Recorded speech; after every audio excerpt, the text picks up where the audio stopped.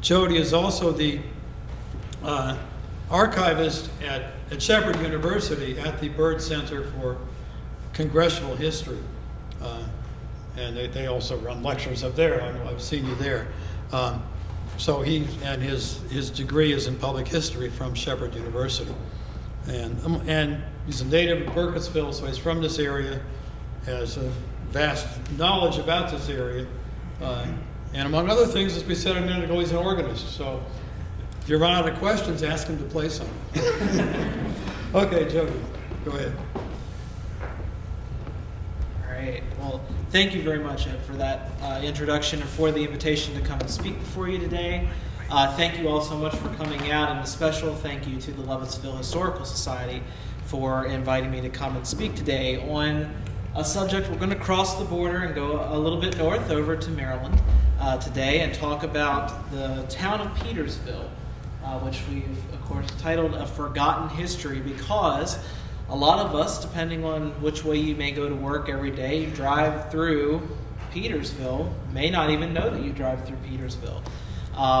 But it is one of the earliest established towns within the Middletown Valley, and is really a very historic place and a well-preserved community from the antebellum period in Western Maryland. So today we're going to be examining a little bit about the formation of Petersville, its initial settlement, and how it developed as a town, which is a little unique compared to its neighboring towns.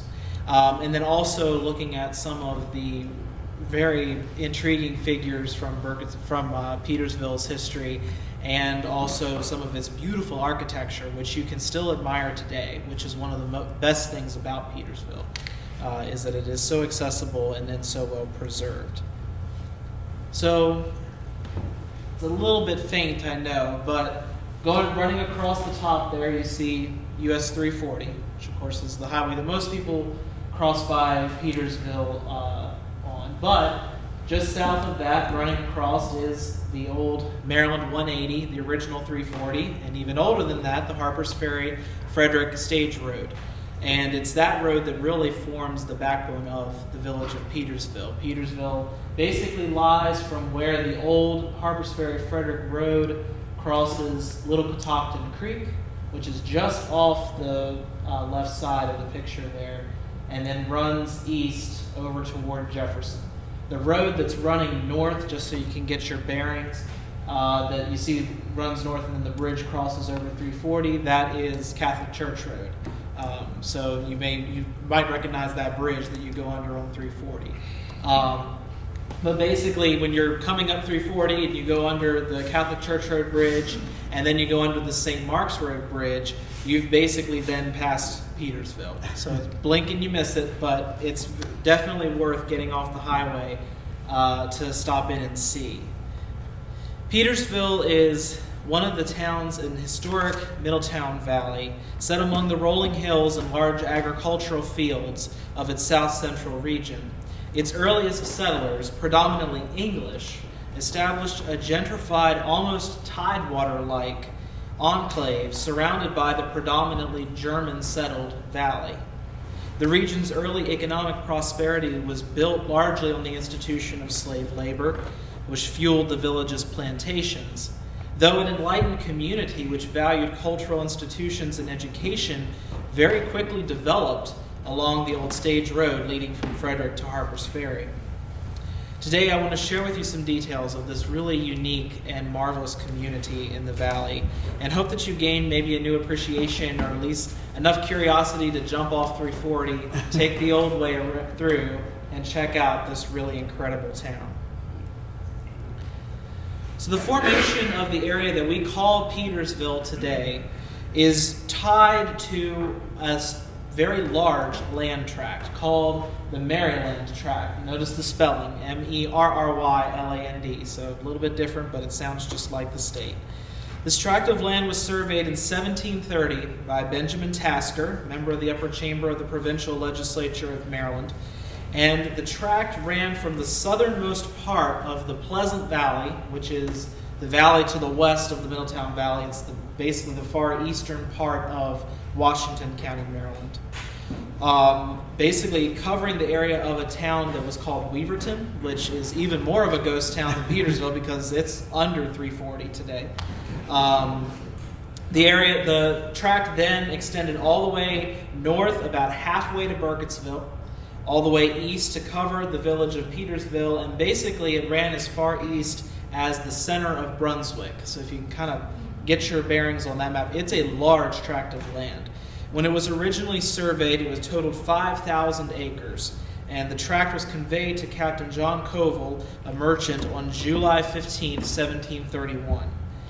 A year later, Captain Covell obtained right to an additional 1,300 acres of land, of, quote, vacant, uncultivated land, close quote, that was resurveyed into a larger Maryland tract. So within a year, the tract increased to 6,300 acres of land.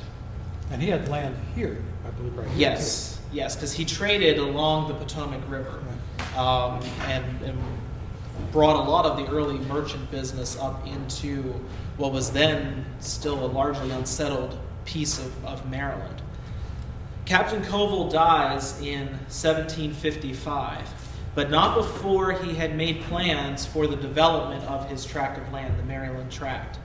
This plat that you see here is actually, that last one we saw turned 90 degrees and flipped, so you're actually, the top of the image is looking west.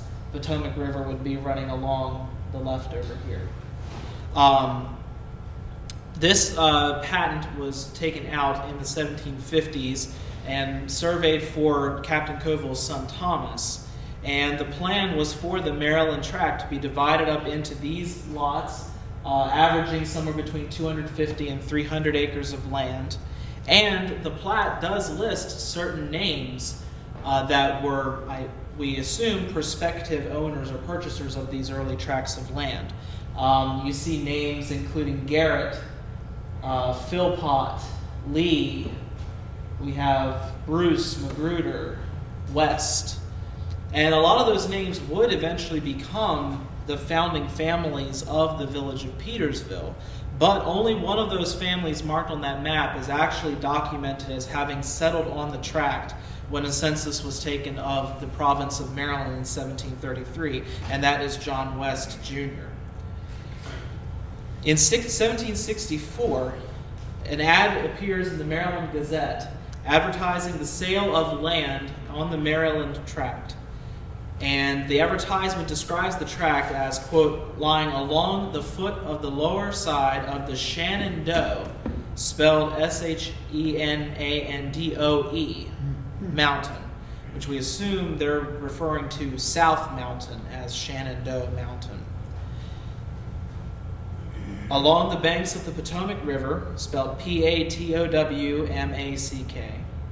within 12 or 13 miles of Frederick Town, where great trade and business is carried on, it is very convenient for a Dutch settlement, as many of those people live near and about it. It is well watered and wooded, and in the neighborhood of 2 large ironworks. So they're very much selling all the things that would attract these early landholders to come and purchase land in what is still largely the wilderness of the province of Maryland. There's a couple interesting things that are mentioned in here. First, the mention of 2 ironworks likely refers to the Antietam iron furnace, which was located near Sharpsburg to the west, and the Catoctin iron furnace, which was located to the northeast, north of Frederick. Those would have both been within a 20-mile radius of the Maryland tract. It's also very interesting that it mentions Dutch people, specifically Dutch people. And Dutch was a term applied to German immigrants at the time. We have found records in Burkittsville especially that refer to its German Reformed Church as the Dutch Reformed Church.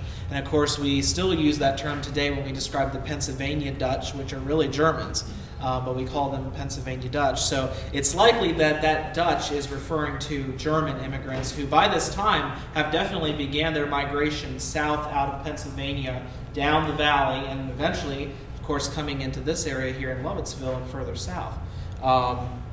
So the expansion of that other ethnic group into this early settlement is clearly seen as early as the 1760s.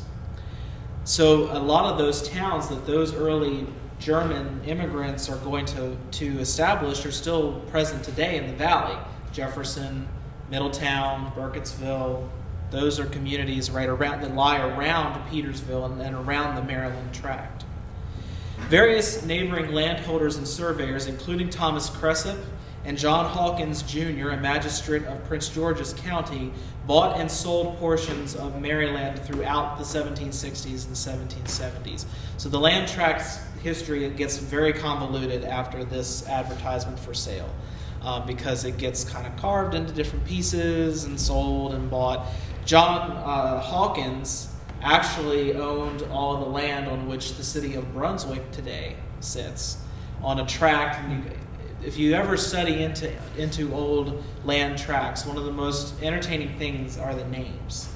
And of course, the tract of land that John Hawkins owned, which the city of Brunswick sits on today, was called Hawkins Merry Peep O'Day, which was the name of the land tract that he put on there. So that is the same John Hawkins that at points owned various parts of the Maryland tract. His Hawkins tract actually bordered the southern end of the Maryland tract and kind of came right up onto the southern boundaries of Petersville. By the mid-1770s, much of the Maryland lots that you saw on that original plat of it all broken up had been sold and purchased by families who chose to settle here. They were almost all of English descent, which is kind of unique. In the valley, which is otherwise predominantly German, Petersville stands out as this one little English enclave. Families include the family of John Hillary, John West Jr., and Thomas Sim Lee, a future governor of the state of Maryland. Lee's grandfather had immigrated from Virginia to Maryland and established the Maryland Lee family line. Thomas Sim Lee purchased 1,440 acres of land on the Maryland tract on May 6, 1775, and he named his holdings Needwood, which is a name that still is present on the northern part of the Maryland tract. If you drive up 17 going toward Burkittsville, you will see barns with Needwood painted on it, and the highway marker that's now there for the Forest of Needwood and Governor Lee. That name has definitely stayed with that tract of land. Governor Lee himself set up residence at a farm that we today call Old Needwood, but there's long been contention over exactly what part of the property the governor lived in. And he may have lived in more than one, because there were more than one house on the property when he owned it. One of which he likely built, and that's the one we call Old Needwood today. But we'll discuss Governor Lee a little bit further, because before we go into depth with our first governor from Petersville, which I'm sure you saw in the teaser that was sent out in the email, I do want to turn your attention to perhaps one of the most enigmatic residents of Petersville, the Maryland tract, Reverend Bartholomew Booth. I don't know if you've ever heard that name, but he's kind of an interesting figure. He's been studied as an educator in both England and the early United States. He was born in 1732 in England. He was educated at Oxford. He established academies in Liverpool, Lancashire, and Essex before immigrating to North America just 2 years before the Declaration of Independence is signed in 1774. And his first place of settlement is Frederick County. He comes and he purchases a piece of the old Maryland tract, which contains this house, just called the Needwood Forest. This house is still standing. If you go up 17 toward Burkittsville, there's a little lane that cuts off called Lee's Lane. If you go back that little lane, the house is back there in the woods, which the little woods there is what they call the Needwood Forest. When he settles in this house, the house is already standing, although he may have added to it during his ownership. He immediately sets up a new academy for young men at the Needwood Forest. The school was a classical academic institution, and through his broad network, he was able to attract many sons of very prominent early families from the American Revolutionary period and the founders to send their sons to this school at Needwood in Petersville. Among those were Robert Morris, financier of the American Revolution, General Charles Lee, General Benedict Arnold, Richard Henry Lee, and Charles and Samuel Washington, brothers of George Washington. And the quote that you see here comes from a letter from Robert Morris, Sr. to the Reverend Booth in 1777. However, despite its auspicious beginnings, Reverend Booth's school at Needwood Forest in Petersville was very short-lived. On the eve of the American Revolutionary War, Reverend Booth's demeanor and his activities at the school led many in the area to see him as someone who was loyal to the crown. His position as an Anglican clergyman certainly didn't help that at all, and he had refused to swear an oath of allegiance in 1777 to the newly independent state of Maryland. So all of this is a little bit of a problem in the Revolutionary period, as you can imagine. Now, it is important to note that we haven't totally sold him over to the Loyalist side, because his two sons, William and Robert, who had emigrated from England to North America with him, both joined the Continental Army and fought for independence. And in 1779, after the General Assembly of Maryland consented to allow him to maintain his credentials as a clergyman and a teacher, he did take an oath of allegiance to the new state of Maryland. But nonetheless, it seems like the damage was done, and Reverend Booth was no longer welcomed in Petersville. And so he removed to Washington County, Maryland, which was even more on the frontier at this time, over near the town of Boonesboro, Maryland, to a farm which he called Delamere, which was actually named after his ancestral home in England. If you're familiar with the Boonesboro area, there is a road, peculiarly named road, called Devil's Backbone Road. It cuts off of 40, across from where you turn to go to the Wise Market and runs up toward Lappins. It's on that road, basically, is where Delamere stands. The building is still there, and he did move the school from Petersville to Delamere. So the school did continue to operate until his death in 1786. But Booth's life and his brief stay in Petersville sets an interesting precedent, because Petersville would have a long-lasting focus on education. And there would be a number of educational institutions that were successors to Booth's original school at Needwood Forest. Evidence shows that the residents of the Maryland tract followed the sympathies pretty much of Frederick County and supported the revolutionary cause for independence. In 1779, Thomas Sim Lee of Needwood was elected governor of Maryland, succeeding the first non-royal appointed governor of the state, Thomas Johnson. Lee would serve 2 one-year terms during which he worked to raise funds and supplies to support the Continental Army and his personal friend, General George Washington. Governor Lee's wife, Mary, who you see up here, also played a key role in this troubling time during the struggling years of the Revolution. Mary, who was from a very well-established Maryland family, used her network and social circles in the state to secure financial contributions from several of Maryland's wealthiest families to support the Continental Army, and her efforts were recognized by General Washington in the letter which you see here, dated October 11, 1780. And I'll read just a brief quote from that letter. "I am honored with your letter of the 27th of September, and cannot forbear taking the earliest moment to express the high sense I entertain of the patriotic exertions of the ladies of Maryland in favor of the Army." General Lee's first term also saw a tremendous moment when he shepherded the Articles of Confederation to their final ratification in the colony of Maryland. Maryland had put off the ratification of the Articles mainly because they wanted the neighboring states, and especially Virginia, to shun their claims to western lands. So if you ever looked at those early maps of the colonies where everything follows the borders pretty much like we have today, and then it turns into a straight line that just goes on forever, which supposedly belonged to whichever colony decided it belonged to them. Well, Maryland, in the course of the many border disputes over the 18th century, both with Virginia and Pennsylvania, had a western cap. and it lost any claim to lands that just went on forever until we reached the other shining sea. And so Maryland was not interested in supporting a confederation of states where it had no opportunity for territorial expansion. So it was not until the colonies did give up their rights to those Western claims that Maryland did finally consent to ratify the Articles, and it was the last state to do so. So without Maryland's ratification, the Articles would not have gone through because the Articles required unanimous consent. That's going to be a big problem for that government if you know anything about the years that we operated under the Articles of Confederation. But nonetheless, Governor Lee was successful in getting the General Assembly to consent to the passage of the Articles of Confederation, and Maryland officially joined the Union.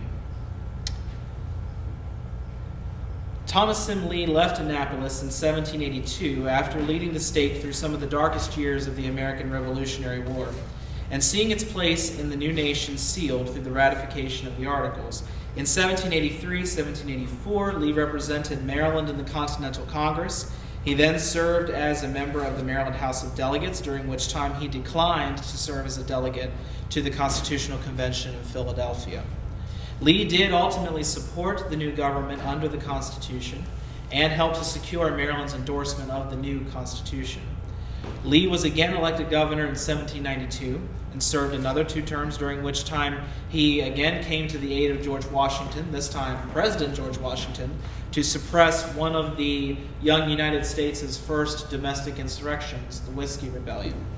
It's a little ironic that just a few generations later, Governor Lee's grandson would be operating a rye whiskey distillery on his plantation south of Burkittsville called Horsey's Distillery. Governor Lee retired from public life after the conclusion of his 5th year as Maryland's executive and came back to Needwood, where he operated one of the county's largest plantations. Governor Lee was, in his time, the largest single slaveholder in Frederick County, with over 100 slaves in his possession. In his retirement at Needwood, which you see the house right here is what we today call Old Needwood. This is the farm where the governor did live. I should say, depending on who you ask. Governor Lee sold several pieces of his land to some of the earliest families in Petersville, including Colonel John Thomas, father of another governor who would hail from Petersville, John Hillary and James Morrison. By the turn of the 19th century, the village had began to develop along the stage road leading from Frederick to Harper's Ferry, near its crossing of the Little Catoctin Creek at the heart of the Maryland tract. This map, which I hope you can make out some of the detail on, is the earliest drawn map to show Petersville. This is the 1808 Charles Varr map drawn of Frederick and Washington counties. I've capped just the section that shows Petersville. So if you take a look, coming from the left, the mountains, you have right, you can see the confluence of the Potomac and the Shenandoah at Harper's Ferry. You have Elk Mountain, South Mountain, Middletown Valley runs up. You can see Loudon, right about the L would be where we are here in Lovettsville. And then the other mountain running up is Catoctin Mountain. So right in the center there of the valley, you see Maryland tract and Petersville marked. You also see the symbols on the map showing a sawmill and a grist mill located along the Little Catoctin Creek, certainly early economic drivers for the development of the village. What's also interesting on this map is that you do not see the towns of Knoxville, Berlin, which is, of course, Brunswick. You do see Middletown right up at the top. You also see Trapp, Newtown. Anybody know what Trapp is? Yeah. What is it? Jefferson. So the formal name of Jefferson was Newtown. The tradition is that it was called Trapp because it was impossible to get from one end of it to the other without getting robbed. And I have seen maps which will show the road, the old road leading from Middletown down to Jefferson, called the Road to Newtown Trapp. So it was used, and you see it on the map here too. But Newtown is Jefferson. and then Petersville. You also have no Burkittsville, but you do see where the road runs up to Cranton's Gap. There's a little house drawn and it says H. Burkitt. That's Henry Burkitt. We're still a few years before Burkittsville will be organized as a town in the 1810s and 20s. While Knoxville and Berlin were in the earliest years of their development as regional transportation and river-based industry centers, Petersville developed at the center of the large plantations of the old Maryland tract and as a stage stop along the main road. So the main road that you see, where it runs up to the corner here on the right side, I unfortunately had to cut Frederick off of there, but it's right there. The road comes down through Catoctin Mountain, through Newtown Tract, over Catoctin Creek, through Petersville, runs down to the Potomac River at what is now Knoxville, and over to Harper's Ferry. That is the Frederick Harper's Ferry Turnpike, Maryland original 340, today Maryland 180. So that is the main road running east-west over the Middletown Valley at this time. And it is a stage road, which means that there is increased traffic coming on this road between these centers of Frederick and Harper's Ferry. Petersville being almost in the center of that, which certainly played to its advantage. But an interesting thing about Petersville, and this is the same thing that we study in Burkittsville's early development, is that the town really grew organically. It was never formally laid out in the sense that you had a plot that showed equal lots along laid out streets and alleyways, which you do see in towns like Middletown or Newtown or Jefferson. But Petersville did not develop and was never formally laid out, and you can still see that today when you drive through the village, because there's no standardization in terms of how far the houses are from each other. Some of them are up right against each other, and then some of them, there's a huge swath of ground between them. It really grew based upon what lots the landowners were selling off to who, what purposes the land was going to be used for. Was it going to be used for a store, or did they need land for a small farm or garden to subsist? So the village really kind of grows organically, is kind of the best way to say it. And it's at this point that I have to admit possibly the greatest blunder of this lecture, because I cannot tell you where the name Petersville comes from. What a disappointment. Yes. You can throw me out now if you would like. I can't even find people with the name Peters or a first name Peter who lived there, who maybe would have had the town named after him. And this is, like I say, the first mapped mention that shows the name Petersville. So if any of you have insight into that, please let me know, because that's a massive gaping piece of the puzzle that we don't have, which is kind of significant. But we'll journey on if you can stand to continue without that bit of most important information. It's also around this time period, as Petersville's developing, that the foundations of two of its historic churches were laid. And the churches in Petersville are quite unique and certainly symbolic of its different origins. Go through any town in the Middletown Valley: Middletown, Jefferson, Burkittsville, Knoxville, Myersville, Wilsonville to the north.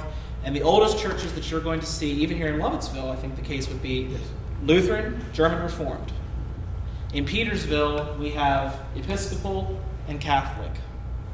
And this is very unique for the Middletown Valley, for this region. St. Mary's is going to be one of the first Catholic churches built west of the Blue Ridge Mountains. The Episcopal Church is going to be one of the first parishes to be carved off of the All Saints Parish in Frederick, and really to establish that church's roots in the valley and moving west. We'll begin with the church on the left, which is St. Mark's Episcopal Church. As early as 1789, residents of Petersville began petitioning the Protestant Episcopal Diocese of Maryland to establish a new parish that would serve the southwestern corner of Frederick County and the southernmost portion of the Pleasant Valley, basically that land that the original Maryland tract was on. On June 7, 1800, the act was passed by the diocese to establish St. Mark's Parish, running from the Catoctin Mountain at the east to Elk Mountain in the west, and using the Potomac River as its southern border. The parish was seated at the largest and most prominent settlement in that region, Petersville. And work soon began on a log church building, which was completed around 1806 when the first parish vestry was elected. But the log church was very slow to be finished. It must have had a lot of debt to it because in those days they did not consecrate churches until the debt was paid off. And that church was not consecrated until 1819. So it took quite a long time for that initial building to be completed. And it wasn't long after that building was consecrated that the parish vestry was already looking at plans for building a larger church because they had outgrown their early building. So in 1827, the parish vestry begins soliciting contributions for the construction of a new brick church at Petersville. And that church would stand approximately right next to the present church building that's there. So pass through that bridge, St. Mark's Road. That road is named for this church. The new brick church was completed in 1830 under the direction of the Reverend Jared Rice, whose silhouette is very dark, but you could kind of make it out there. And there's also a marble memorial to him inside the present St. Mark's Church. And the church was consecrated July 28, 1831.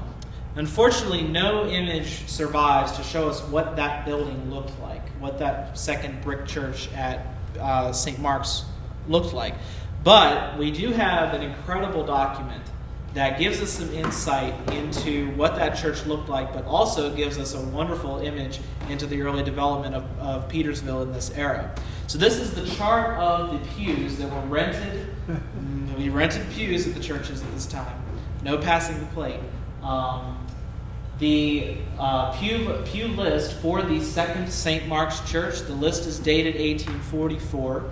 And among the names that are listed are several of those names we discussed earlier: West, Hillary, Garrett, Claggett. By this time had become an established family in Petersville. And those are the descendants of Thomas John Claggett, first Episcopal bishop in the United States. We have 3 doctors represented in this group, which represents the prominence that Petersville had developed by this time period. But we also can look at this document to get a gauge for the layout of the church. So you'll notice it has 2 aisles leading up through boxed pews, and then that semicircular space at the top would be the dais where the pulpit would be placed. This is very much emblematic of the early low church style that American Protestantism really triumphed for the first 3/4 of the 19th century. It's not really until the late 19th century that we see beautiful buildings like this one being produced that harken back to the Gothic revival and the more Catholic elements of churches. So we can, by looking at this chart, we can sort of estimate that the church may have appeared similar to 2 surviving churches from that period. You may be familiar with one or both of them. One would be St. Paul's Episcopal Church at Point of Rocks on Ballinger Creek Pike, which is just north of Point of Rocks heading toward Frederick. That building was constructed around the same time period. The interior layout is almost identical. It has the 2 aisles, the boxed pews. If you ever get a chance to visit that church, I recommend it because the pews are really interesting. They're straight back little box pews with the doors and everything. And then it also has the semicircular front where the altar sits today. Another similar building. We have somebody here from St. Paul's. Oh, great. Oh, great. The other similar building would be, for the Virginia side, Wycliffe Church in Clark County. It's north of Berryville. If you're coming down 340 out of Jefferson County, the road cuts off basically right after you cross the state line. And you go a couple miles out in the middle of nowhere, but it is a beautiful church building constructed in the 1840s. And the remarkable thing about that church is that it has not been actively used since 1919, but it's beautifully preserved by the Episcopal Church in Berryville. So those 2 buildings are similar time period, similar layout, and they kind of give us an idea of what that church looked like at St. Mark's. Now, on the other side of Petersville, we have St. Mary's Roman Catholic Church. Yes? Would you just say a word about when the present church was built? Certainly. So the present St. Mark's was constructed 1890, 1891. It's the 3rd church to stand on the site, and it was the seat of St. Mark's Parish until St. Mark's Church closed in the late 60s or early 70s. And the building is still there today, and it's in use, which is wonderful. It's still owned by the Diocese of Maryland. And I'll have a picture of that actually later on that you can see, but good question. At the time of his death in 1819, Governor Lee, a convert to Catholicism since the time of his marriage to Mary Diggs, left $2,000 in his will for the establishment of a Catholic church in Petersville. In 1826, the West family, though members of the Episcopal Church, deeded 1 acre of land to Governor Lee's son John, on which the Catholic Church would be constructed. St. Mary's first brick building was erected around 1828, and it's believed that the surviving portion of that building is the bell tower on the church. So St. Mary's has a little bit of a peculiar arrangement because the bell tower is on the back of the building, and you enter through the porch there that's at the front.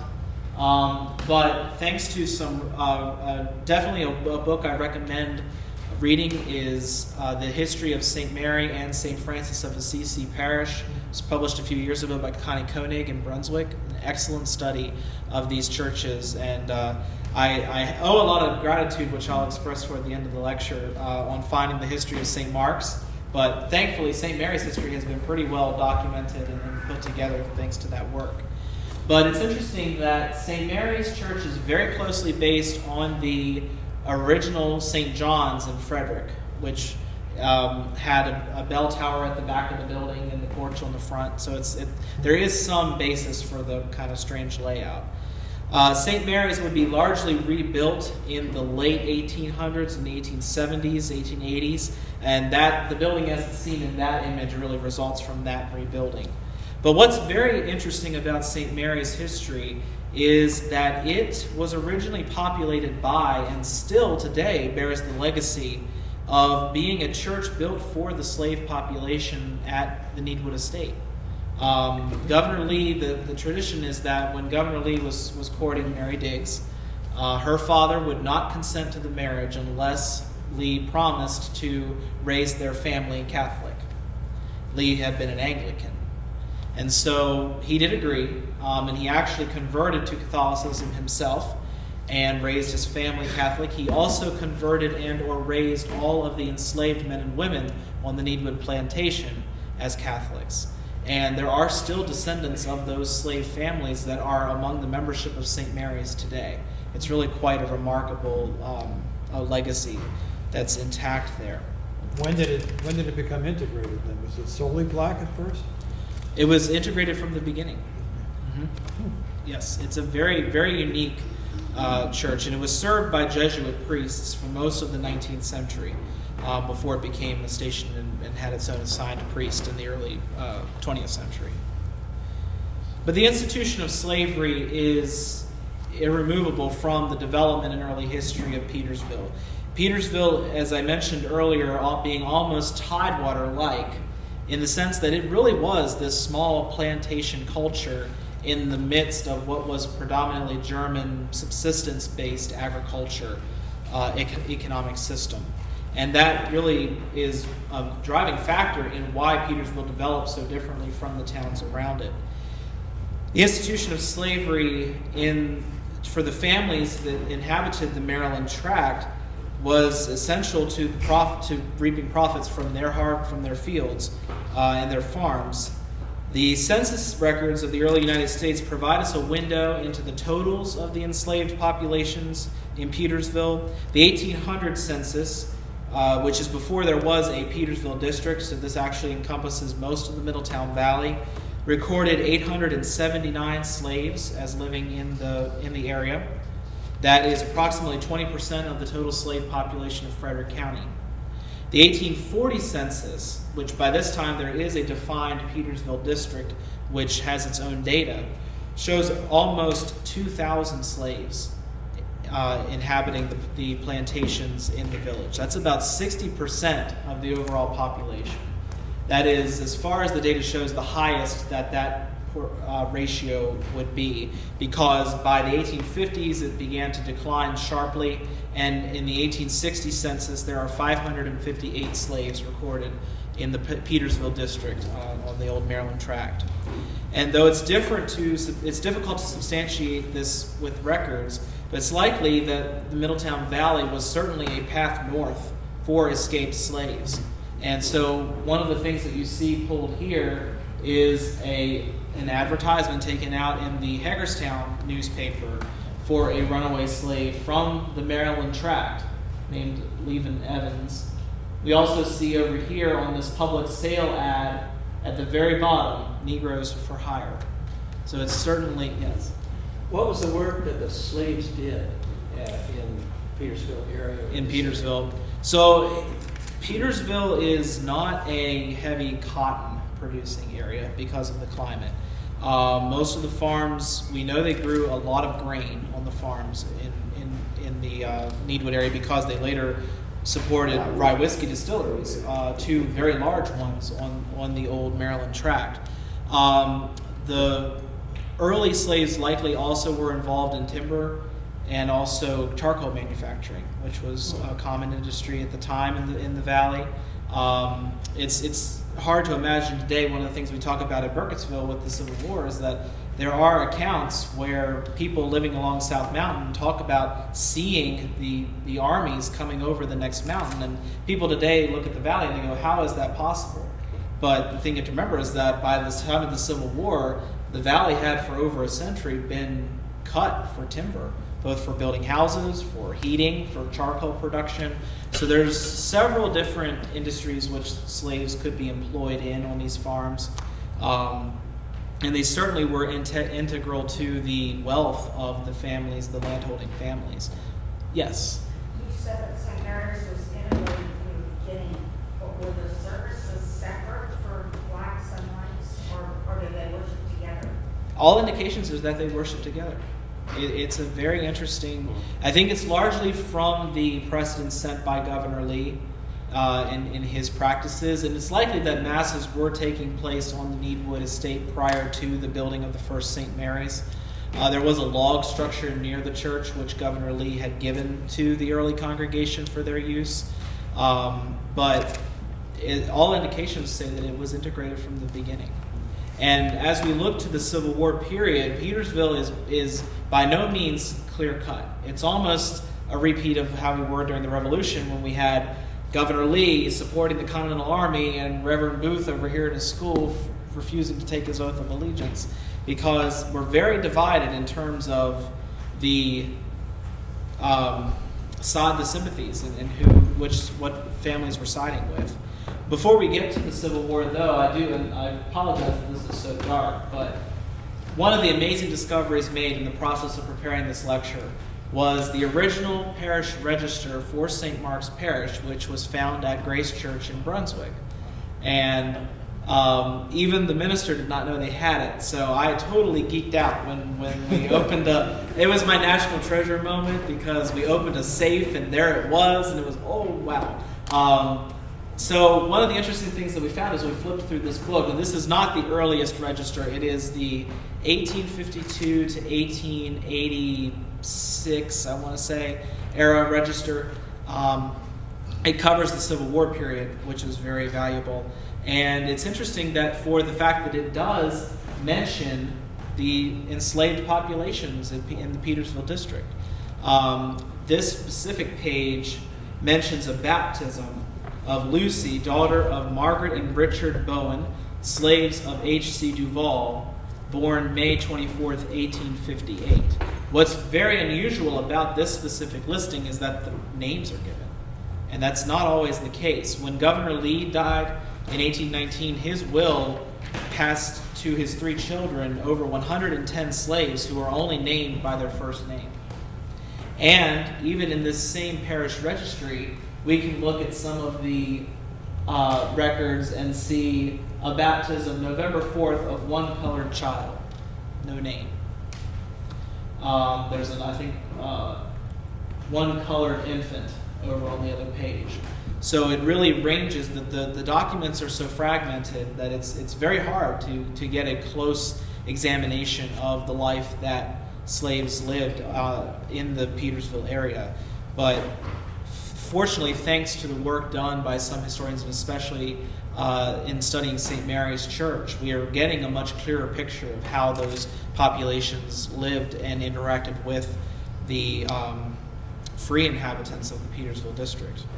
Now, one of the most intriguing figures, again, to talk about with Petersville, and who we can't talk about Petersville without him, is this gentleman right here, Francis Thomas. So earlier on, you may have remember I mentioned Governor Lee selling land to Colonel John Thomas. That is his father. And he builds this beautiful home called Monteview, which was in later years called Mount O'Donnell. And that house is still standing in Petersville today. Governor Thomas is born 1799 at Monteview. His upbringing as a child of a landholding, slaveholding family in Petersville is very affluent. He was trained at private institutions, including St. John's College in Annapolis. And in 1822, after being admitted to the bar, Francis Thomas won a seat in the Maryland House of Delegates, serving 2 more terms in 1827 and 29. 1831, he's elected to the U.S. House of Representatives. On a ticket, he's catapulted as a supporter of Andrew Jackson.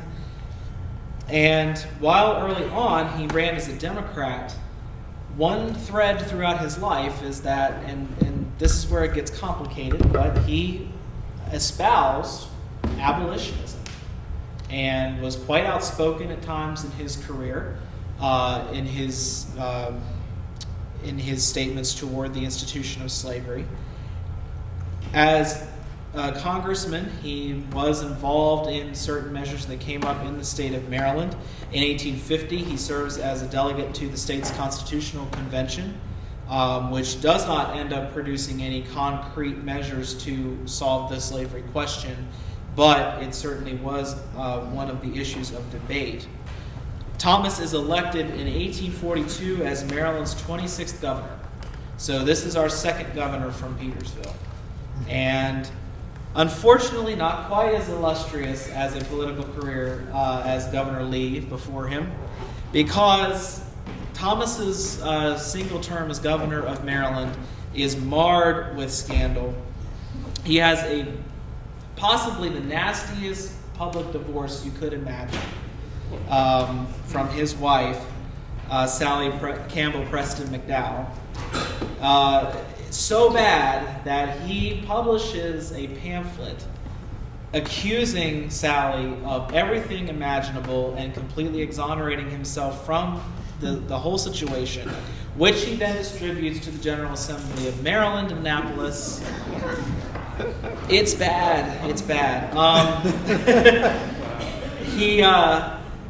And it's interesting because his term in office is not well documented at all, and most of what you find has to do with his divorce, which killed his chances. There was a lot of talk of him being a very promising politician, possibly with presidential aspirations, and it's quite a what-if to imagine a staunch abolitionist from a border state like Maryland becoming president of the United States in the Civil War period, but darn it, it just didn't happen.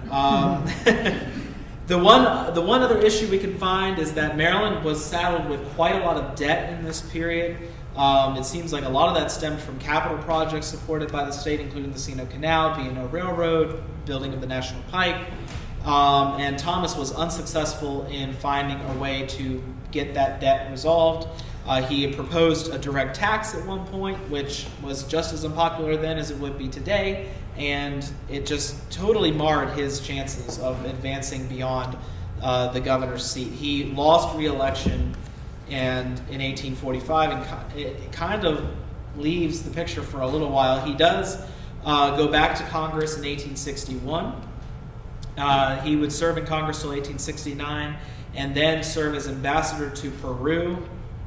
How he ended up in Peru for Ulysses S. Grant before he finally retired in 1875 and died in 1876. But when he died in 1876, he was interred at St. Mark's Church in Petersville. His gravestone is right off the back of the church, the altar wall. Quite an unassuming grave. You can't really read it in the picture because it's dark, but it just says, ex-governor Francis Thomas and his birth and death date. It doesn't even say when he was governor of Maryland. It's a very kind of inauspicious memorial to this politician. But what's very interesting and so intriguing and enigmatic is the inscription on the back of the gravestone. And the words read, "The author of the measure which gave to Maryland the Constitution of 1864 and thereby gave freedom to 90,000 human beings."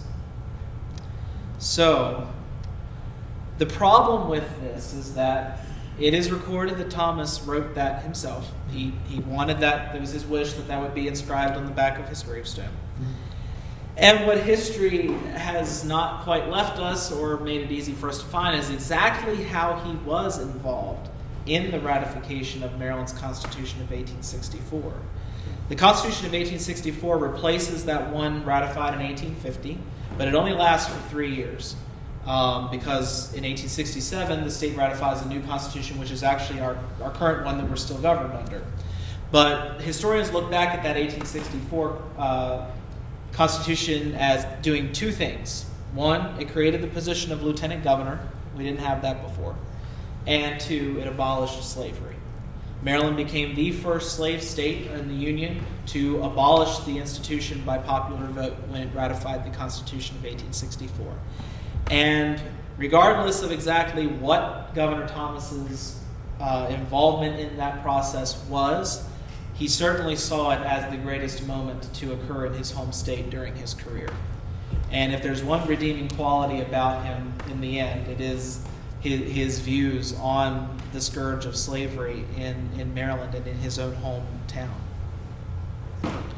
But despite the fervor of Thomas's abolitionism, Petersville is very divided during the Civil War.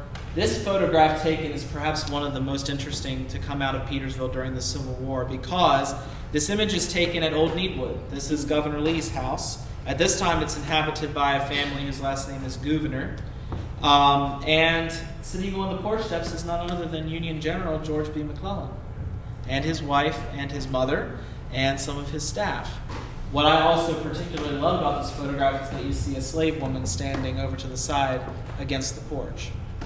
Now, the scene captured here is taking place in October of 1862, right after McClellan's success in pushing Lee out of Maryland back into Virginia after the Maryland campaign. The battles of South Mountain, Harper's Ferry, and Antietam having been fought during that campaign. And McClellan apparently stayed at Needwood while he was traveling with President Lincoln on his trip to Antietam to announce the Emancipation Proclamation in October of 1862. But at the same time that this is going on, you have a slave in the photograph with the Union General. The other branches of the family, specifically Thomas Sim Lee, the grandson of the governor, is holding in his house a wounded gentleman from Georgia named Benjamin Mell. He had been mortally wounded at Crampton's Gap, and he did eventually die of his wound. He died in October, about a month after the battle was fought, and he was interred at St. Mark's Churchyard. The grave is right along the road bank as you drive up next to the church, and here we found his entry, Benjamin Mell of Georgia, 21 years, November 2nd, 1862, in the church parish register, which was really a great discovery.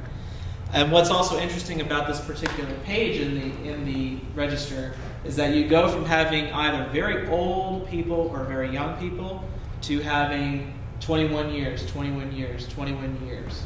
These are obviously soldiers who are dying in the war. So Petersville continues its development, in a sense, past the Civil War, but economic growth in Petersville is very slow after the Civil War. Obviously, without the institution of slavery, many of its occupying families and landholding families have lost a tremendous amount of their personal wealth that had been previously tied up in the buying and selling of human beings as property. And so it really kind of stagnates any growth in Petersville. That is further compounded by the growth of neighboring towns around it. Towns that had access to the railroad, like Knoxville, Berlin, eventually the city of Brunswick, which largely supplants the village of Petersville. But nonetheless, when this map was drawn of Petersville in 1873 as part of the Atlas of Frederick County, we do see some growth, and pretty much the footprint of this map still exists today as you drive through the village of Petersville. What's interesting about this map is that it shows that Petersville was home to a blacksmith shop, a wig shop, 4 general stores, a post office, which had originally been established in 1813. It would close around 1909. Other changes that had taken place by the time that this map was drawn. If you see the road that comes up from the south over here on the right side, that is the road through Rosemont, what's called Petersville Road. But where it comes up right across the street, we see Luthch, that's Lutheran Church. So Petersville did have a Lutheran church built by that time. You do see St. Mary's RCCH, Roman Catholic Church and Cemetery at the top of the map. And you also can see right down at the bottom here, at 6 past the border, General C.O. O'Donnell. That is Columbus O'Donnell, Mount O'Donnell, which is the house where Francis Thomas grew up and lived in. So it gives you kind of a lay of how the village lays out. So I want to kind of bring it around to the yes. What was the main road there? That main road is 180. 180. That's 180, yes. What's running east-west is 180. It's the old Harper's Ferry Frederick Stage Road.